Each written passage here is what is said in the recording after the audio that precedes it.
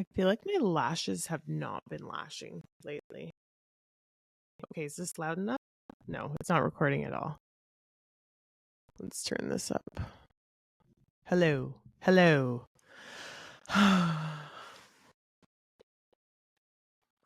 Okay, everybody. Hello. Hi, hi, hi. Welcome back to another episode of Giver. I hope everyone is having an amazing week. I am not. Courtney was back last week and I'm so happy, and she will be back again very shortly.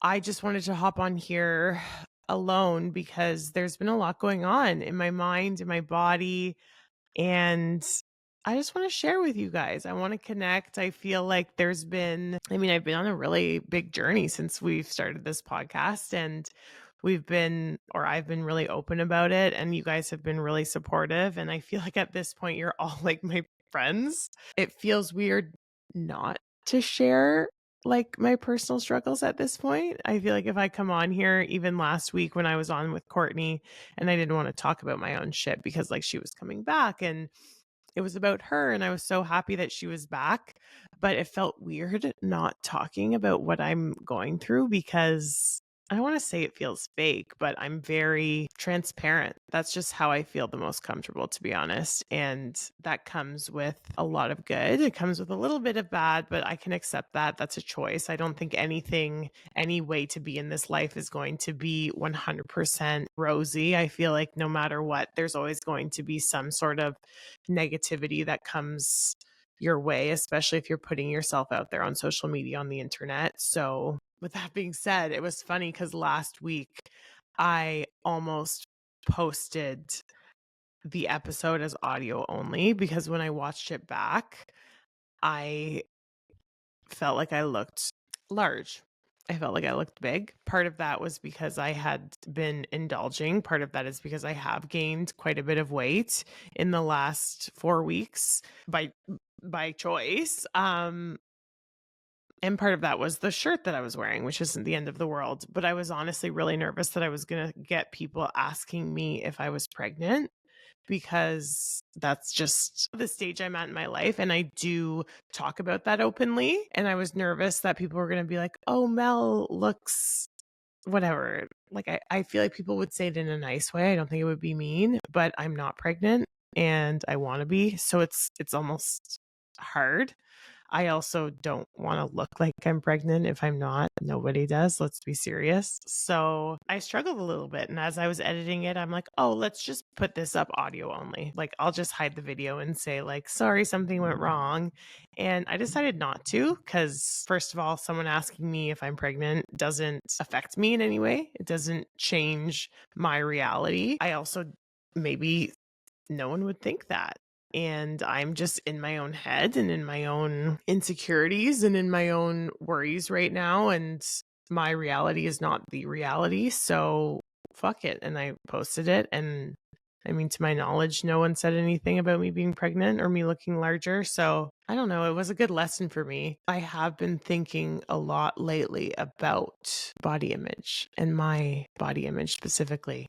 And I actually went out to dinner with Ian yesterday and we were talking about it a lot because he has lost between 20 and 30 pounds since he retired bodybuilding, which is amazing. It's healthy.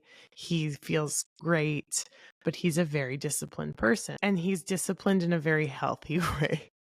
I'll say that. So he can eat enough food to fuel himself, but not too much food that he's not reaching the goal of losing body weight. For me, I'm learning that I don't really know how to do that. I know how to be super extreme and super restrictive and lose body weight really quickly, but I don't know how to healthily fuel myself and still be able to slowly come down in body weight. I don't know how many of you listen to every episode religiously, so I'm just going to give a little bit of context. I retired from bodybuilding earlier this year. So Ian retired about, I think, 2 months ago now. I decided in, I think it was February, that I was no longer going to compete.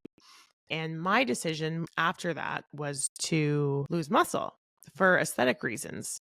And I started this like intense journey. I was doing 2 hours of cardio a day. I was eating very little food.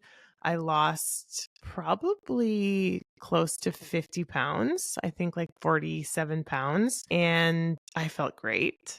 And then I started to not feel so great. I lost my period. I started to have a little bit of, not a little bit, a lot of, I guess you would call it anxiety. It was like nervous energy all the time in my body. So I was having really high heart rate all the time. I felt heightened, let's just say. And to me, I kind of was like, this is great. Like, I have energy, you know what I mean? I'm fasting and I have a lot of energy and all this stuff. And it did feel good for a little bit. And then it started to not feel good. I started to not be able to sleep. I lost my cycle, which obviously is not ideal, especially if you're trying to have a baby.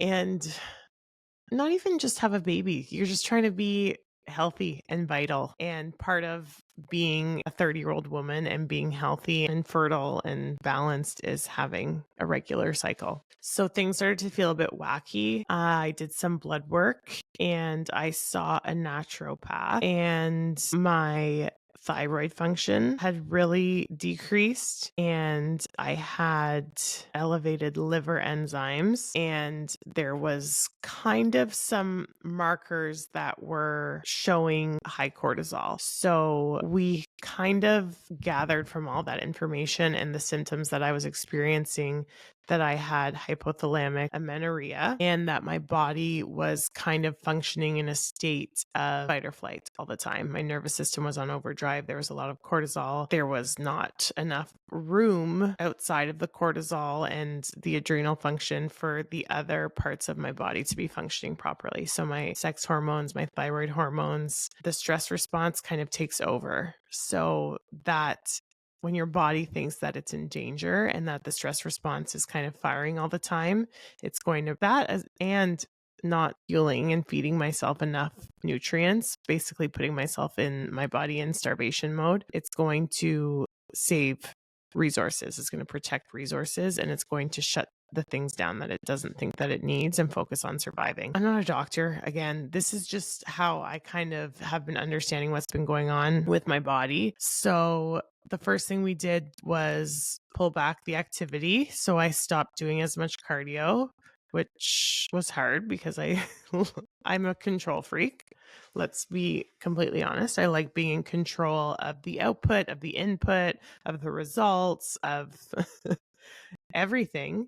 And I started eating more food. Now it was okay for a little bit. And then I found I lost control and I started overeating, which I don't really know how to explain what's actually going on in terms of my head when I do that. It's almost like I can't control every single aspect. I feel like I'm losing control because I'm gaining weight when I don't want to. And it's complicated, right? Because I'm gaining weight because I want to be healthy and I want to have a baby and be able to have a baby and all these things. But in terms of aesthetically and how I look and how I feel in my body, no, I don't want to gain weight. So it's a weird kind of juxtaposition that's going on in my body. And I think instead of actually dealing with it and trying to balance and find my like whatever with that, I felt out of control. So I just kind of was like, oh, well, I'm just going to eat and overeat and indulge and enjoy. And it's a bit frustrating for me when I do that. And I was saying earlier, I was talking to Ian about this yesterday because he actually kind of looked at me and he was like, I feel so great. Like I'm smaller and blah, blah, blah. And I was really quiet. And he kind of was like, I kind of like the way I look. I don't know if you do. And I felt really bad. I was like, I don't not like the way you look. Like, I don't really care how you look, to be honest. Like, you're always attractive to me. Who you are as a man is going to be what makes me sexually attracted to you. It's not about like the size or the body fat or anything like that. But what I said to him was, I get scared when I feel like you're getting smaller and I'm getting bigger. And there's this weird thing in my head of like always being a larger girl and being bigger than the guy that I'm with. And that's not like the society, like cute, like, oh, this tiny little girl with this big guy. And I've never been that. Even when I was young, I feel like I would date guys that were 6'2" and over when I was in high school. So it goes back a really long time before bodybuilding, before I got muscular, anything like that, just because they made me feel small and I liked feeling like they were taller than me. And I'm obviously a very tall girl and a broad girl to begin with. So yeah, no, I said to him, like, no, it has nothing to do with you. It has everything to do with me and my fears. And he kind of looked at me and he was like, well, I think you haven't quite found your rhythm with food. And I think it's either all or nothing for you. So you're either dieting really hard and you're losing weight fast and the results are coming, so you're driven, or you're eating 3 desserts every night. And it was a very gentle call out, but it affected me a lot. And I heard a bunch of different things when he said that. So girls that are listening, I don't know if you have ever experienced this where your husband or your boyfriend says something and you hear something completely different. So, for example, what Ian said, very gentle call out, all or nothing. I don't think you found your groove yet with like eating moderately and all these things.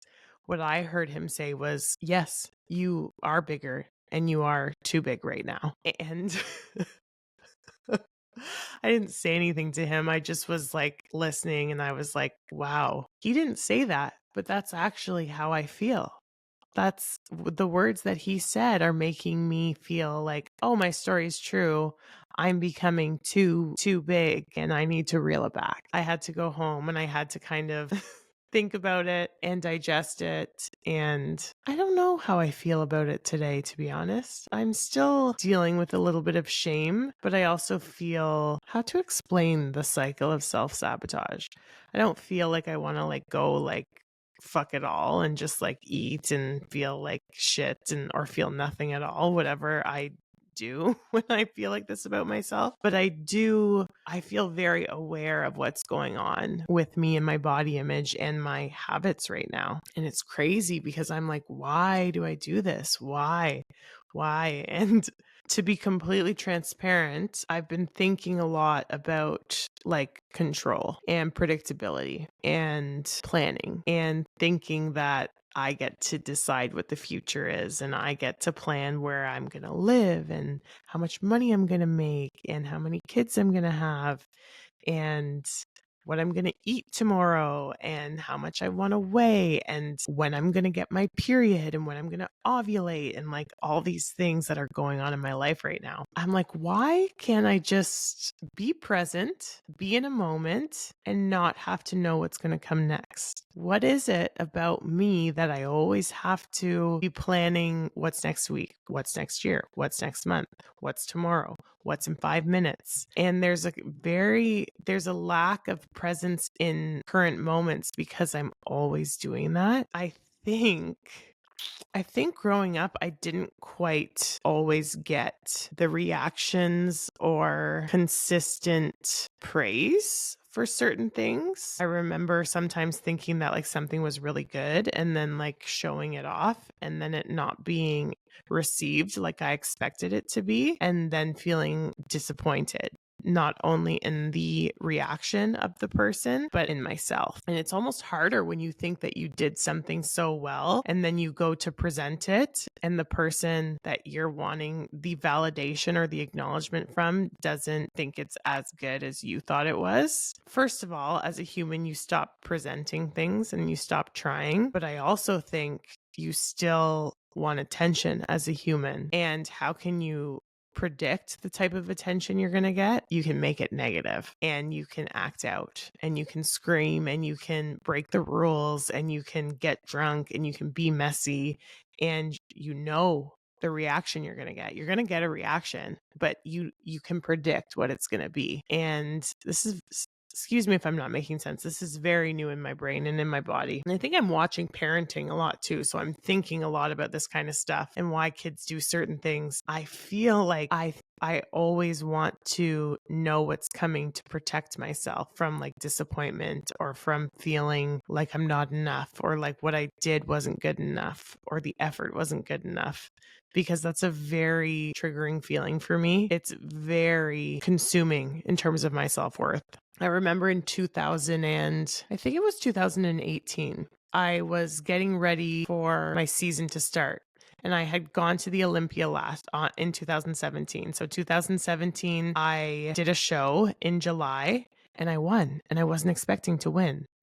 And then I went to the Olympia and I didn't have any expectations for my first Olympia. So it was very easy. 2018 came around and I planned out my season and I expected to win every single show that I did because I won my qualifying show the year before.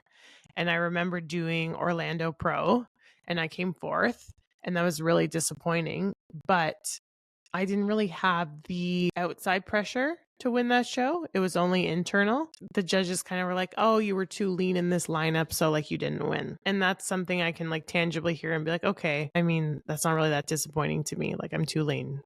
In my head, I'm like, "I'm too good. Who cares?" Then I remember getting ready for Toronto Pro. And this was like a really big hype show. It was Canadian. I am from Ontario. It was a big deal and I looked really, really good. I was posting photos. Ian was posting photos of me. Everyone was telling me I was going to win. I remember being backstage and I was practicing my posing. And Matt Jansen was backstage with one of his clients. And he actually texted Ian and he said, "I just saw your wife back here. She's going to win the whole show." Ian told me that. I went out, we did call outs. I think I was splitting center or something, but I got off stage and everyone was like, "That's your show. You won." And the night show happened and I was standing there and I wasn't even so cocky, so young and so awful and cocky. I remember sitting there and just being like, "Oh, they're going to call my name first, not that big of a deal." And they called my name second. And I don't even know if my face was shocked. I have no idea what happened, but I was in absolute shock. That second place was probably one of the most devastating times I've ever had on stage. And I remember trying to prep. I had another show lined up 4 weeks later, I think, or 6 weeks later. And those 6 weeks were the hardest 6 weeks of my life. I cheated on my diet. I was self-sabotaging 100%. Now I kind of can look back and see why. I didn't want to try and fail. I didn't want to have hope that I could win. I wanted to predict the outcome. I wanted to predict the future. And I became a self-fulfilling prophecy. I'm like, well, what's the point of trying? And I predicted. I looked like shit and I think I came fourth. Or maybe I came fifth. I don't know. In a pretty not weak lineup. That's so bad to say, but not a hard lineup. And I didn't even understand why. I knew I had self-sabotaged, but I didn't really understand why until truly this year, me thinking about who I am as a person now. And I see it in my actions every day, even probably with little things in how I am in my relationships. If I pull away from relationships, I want to be able to not be disappointed that someone's going to let me down. And it's sad. I don't want to do that. It's so like unconscious. Oh God, this is such a mess. I've been rambling for 25 minutes. Anyways, this is where I'm at right now. And I've gained, I don't know, I haven't weighed myself. I need to start weighing myself. Again, I'm like avoiding just eating, but I decided today that I'm going to work on this with my physical body. I think if I can conquer dealing with this sort of control and cycle of either extreme restriction and losing weight or extreme, not extreme, because that would be like binging. I'm not binging, but there's no discipline in terms of my diet right now. There's zero discipline. It's either all discipline or zero. And I believe that you can have a middle ground, and practicing discipline is a gift. I've talked about this before, and I don't want to be extreme discipline or no discipline at all. I want to have a little bit. I think if I can kind of find that with my eating and my health right now, I do believe that it's going to be a game changer for me, for work, for relationships, being present, things like that. So I'm going to start weighing myself and I'm actually going to start counting calories. And I'm sorry if this is triggering for anybody. because I know it's might be like toxic for some people that have borderline disordered eating or things like that. But I do want to see what my food intake needs to be for me to be at a healthy body fat level.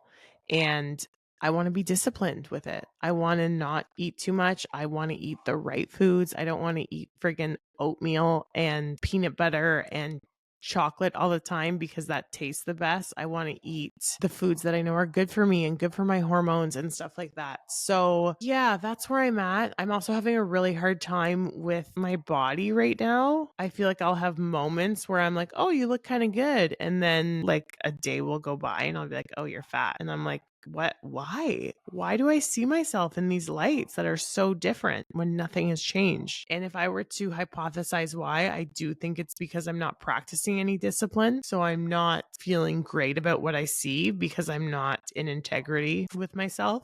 I hope you can't hear my dogs. They're going crazy upstairs. But anyways, that's enough of that. I'm here. I got my period back. That's fantastic. I had a period last month. I'm still trying to track my LH levels to see if I'm ovulating. And I don't think I ovulated last month, unfortunately. So we need to get that going back again. But I think that will also be, that will come with time, with my TSH coming back up and my hormones coming back up. Having a cycle is an amazing first step to that. So we will continue to do that and track. I actually went and did a blood panel today to see what my thyroid numbers are at. And then I have another panel to do of my sex hormones. And I need to decide what day I want to do those at. So you guys know that there are 4 phases in the female cycle and your hormones change based on what phase you're in. So you want to know what phase you're in when you're doing your blood work, or else you can't interpret those numbers at all. We'll see when hopefully I get my period again this month. And sorry if there's any dudes listening and you're actually, no, I'm not sorry. This should be normal. You should get used to hearing stuff like this because this is just part of a healthy living. But we'll see when my period comes. Hopefully it comes again. And then I'll either go on day 3 of my cycle, or I'll try to hit like day 22, which should be ovulation. But I'm actually using this device called, I think it's Mira, Mira. I don't know if that's how you say it, Mira.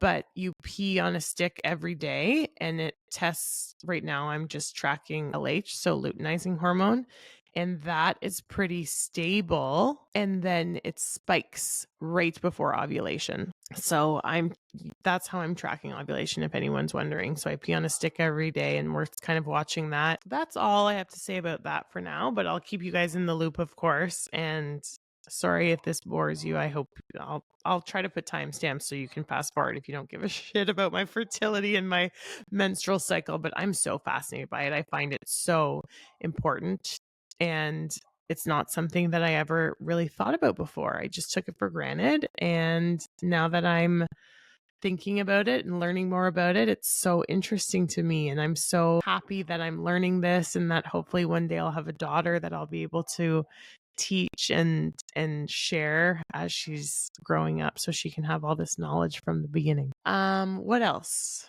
Ian has been filming for YouTube some really fun things. We filmed him eating all the spicy chicken sandwiches from all the fast food places in Canada. So if you haven't watched that, I'll link his YouTube video down below. It was so funny. I was laughing so hard. I filmed and then I edited the video and I was cackling.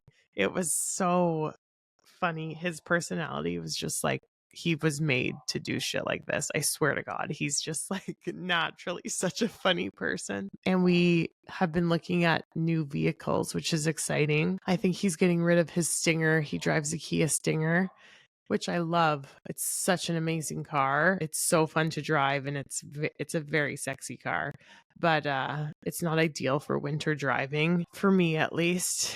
So we're going to try to get something else. And I'm trying to convince him to get this certain vehicle. I don't want to say what it is because I don't want to jinx it. But it's like my dream car. And I really hope he gets it because it would probably be mostly my daily driver and he would drive the truck, which is coming back from Florida next week. The Olympia is next week. And I'm really excited for my brother. He looks really, really good. And I know he's going to be a force this year mentally. I feel like he's going to be really present and really confident on stage. And I'm really, really excited for him. I won't be going. I am having a little bit of immigration issues, which is why we're here right now. That's why we're in Canada. And we're trying to sort through those with our lawyers. So I will be here in Canada and my entire family will be in Florida. And at first I was kind of sad about it, you know, the whole like FOMO aspect of it. But I was thinking about it from a different point of view a couple days ago, and I'm actually happy that they're going to be there. I wouldn't want them not to be there. I, of course, would rather be there, but I also do think that everything's going to be okay with me being here. Obviously, Ian is not competing anymore, so I don't feel like he's going to be at a disadvantage by me not being there. My brother, I think, has so much support. I mean, without me, you know what I mean? Like even the last couple of years, he's been being taken care of by Courtney and by Hani, and that's not an issue at all. And I do, as I said earlier, I think my brother is going to have a lot of energy on stage this year, and I think I'll be able to feel it through the screen. So I'll be watching from the comfort of my couch. And I'll be thinking about all the people that I love dearly, and I'll be really happy that they're all together for this big occasion. And what else? I've been cooking a lot. I've been doing a lot of recipes for Ian and for me. All the treats are for me, and I've been making them healthy because this is kind of how I'm not overeating, but I'm still overdoing it. I'll like make healthy pumpkin bars and I'll be like, oh, they're healthy. And I'll eat the whole tin, which is not the purpose. I've been developing a lot of recipes with Raw's vegan protein, and it's so good. If you guys like baking and making healthy treats and have a hard time getting protein in, get the Raw vanilla vegan protein. It is fucking fantastic for baking with. It's so moist. It doesn't dry it out, makes things thicker. It's amazing. But I've also been doing a lot of savory dishes for Ian. So I made a chicken pad thai. We did a turkey white bean chili. I've been doing pastas. French toast is sweet, but I did French toast this morning. And I'm thinking about putting together a cookbook because it's making me happy. Cooking for the people in my life makes me so happy. And I think having recipes that taste good, that are also nutrient dense and good macros and not too high in fat, not too high in carbs, but still taste really good is like a really powerful tool to have when you're trying to be healthy. But this is something that I think I'm probably going to pursue because I'm just like into it. And I feel like, I don't know, there's a way to be organized and accessible and all in one place and just like help people out. I feel like it's so important to love your food and for it to taste good and to also be healthy. And I think that for longevity of eating well, it's important. I really think that's it. Oh, we went to Windsor to celebrate Fuad's birthday, and that was so fun. We indulged a lot. I got really drunk, and I mean, yeah, it was just so much fun. It's so fun celebrating with those people. And my birthday and Mike's birthday is actually on the same day in December, and then Ian's birthday is end of November. So hopefully we get to see everybody again and celebrate soon. And then it'll be Christmas before you know it. So yeah, it's a bit shorter today. I'm sorry, but I'm alone and I didn't even organize my thoughts. I just sat in front of the camera and started rambling. So I hope this makes sense. I hope this hit with somebody. If you don't, it's okay. Turn it off. It's not the end of the world. Yeah, I feel like that's all. Thank you guys for being here. I love you.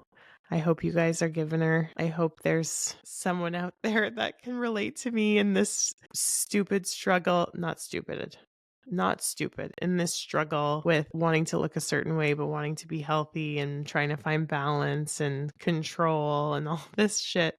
So thank you guys for listening, and I'll see you guys next week. And in the meantime, just keep on giving her.